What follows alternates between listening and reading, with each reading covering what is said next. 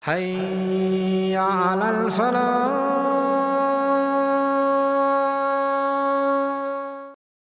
He then gives the explanation of why we've been chosen. He says, Huwa ijtabakum. The easy translation of Huwa ijtabakum is, in fact, He's the one. He has selected you. He has chosen you. But the Arabic word here for choosing, or ijtiba, the word that's selected here by Allah, is very special. If you say the word ikhtiyar, which is also a word for choice, then it comes from the word khair, meaning you prefer something or something is, you make a better choice. That's ikhtiyar. You can say istafa or istifa in the Arabic language, which comes from safwa, purity. When you make a choice, you don't have to explain to anybody else why you made that choice. For example, when you go shopping and you buy like a blue shirt, you don't owe somebody a scientific explanation, why did you pick the blue shirt, why didn't you get the white shirt? That's istifa, it's purely your choice. There's no rationale necessary. But when you say ijtiba, which is the word Allah chose here, when He described that He chose you and me to be Muslim, that word actually comes from jabu. Jabu in Arabic, in Old Arabic, actually the verb used to be used for tax collection. Back in the day, the people who made enough money owed taxes. Obviously, even now, you have to be above a certain level minimum income before you're qualified to be selected for tax collection. Ijtiba actually means to make a choice based on qualifications.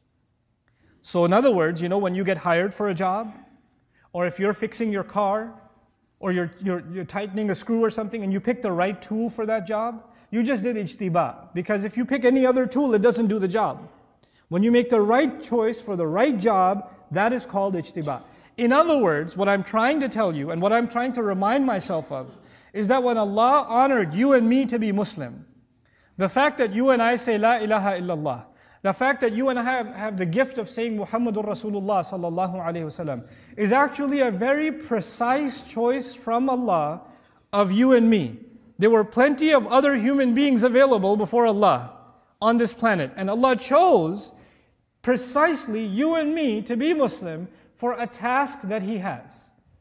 Because ijtiba is done for a particular purpose, for a task.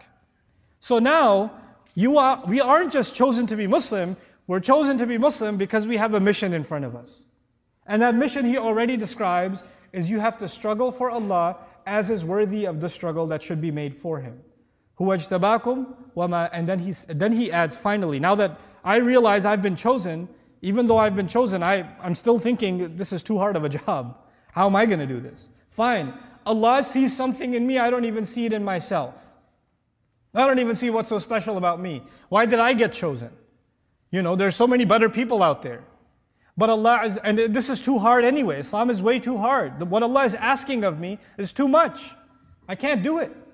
And what are the next words from Allah Himself? وَمَا جَعَلَ عَلَيْكُمْ فِي الدِّينِ مِنْ حَرَجٍ. He did not place for you in the religion any difficulty, any discomfort, any tightness whatsoever. In other words, this is Allah Himself telling you, relax, I'll make it easy. Don't you worry about that. You're the right man for the job. You're the right woman for the job. You were the one chosen for this time, this day, and this age. When you look around now, you see that Muslims we're the target of media attention, political craziness. I travel to England all the time. But this last time I traveled, I got exhaustively questioned. What are you doing here? I got questioned, like, why are you here? That's never happened before. So things are becoming tougher and tougher for Muslims. They are, in many, many ways. But that's okay. You know what? Allah chose you and me to be born in this generation, in this day and age, knowing full well these are the trials we're going to have. And the best people qualified to struggle in these trials are the Muslims alive today.